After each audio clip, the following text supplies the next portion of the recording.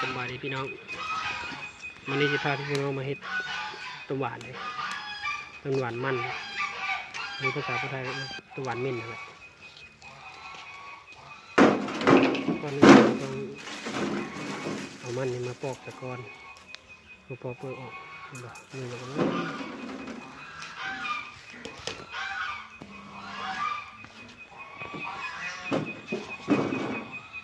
พอกันก่อน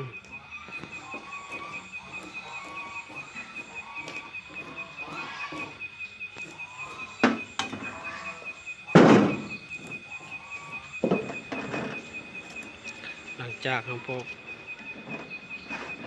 เปลือกมันออกแล้วก็เอามาฝานเป็นต้นมาตอนน้อยตอนใหญ่หรือเราเห็ดเอาได้อันนี้ก็จะเห็ดตอนน้อย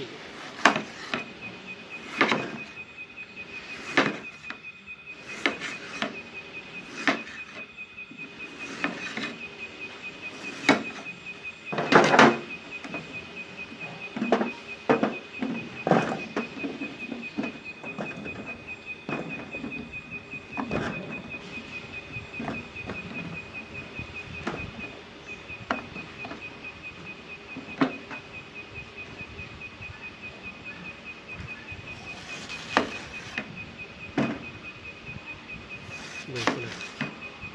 มันงามซอยต้นบางๆก็ไม่ได้เลย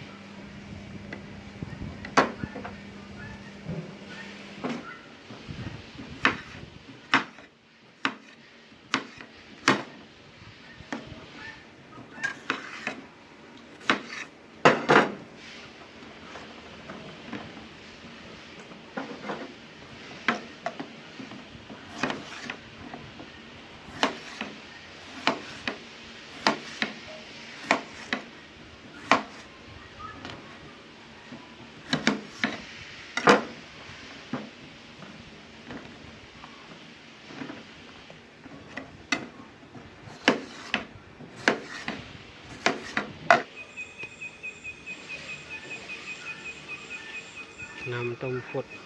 แล้วก็ที่ลงไป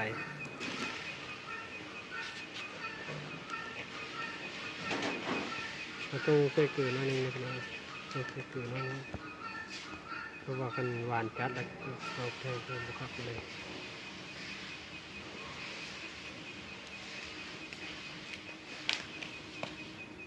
เกลือใส่น้อยนึงก็ลงตัว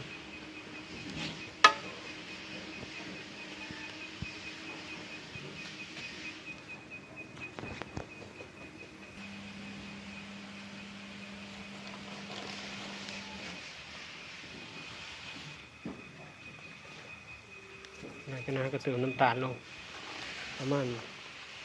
3 บุ้ง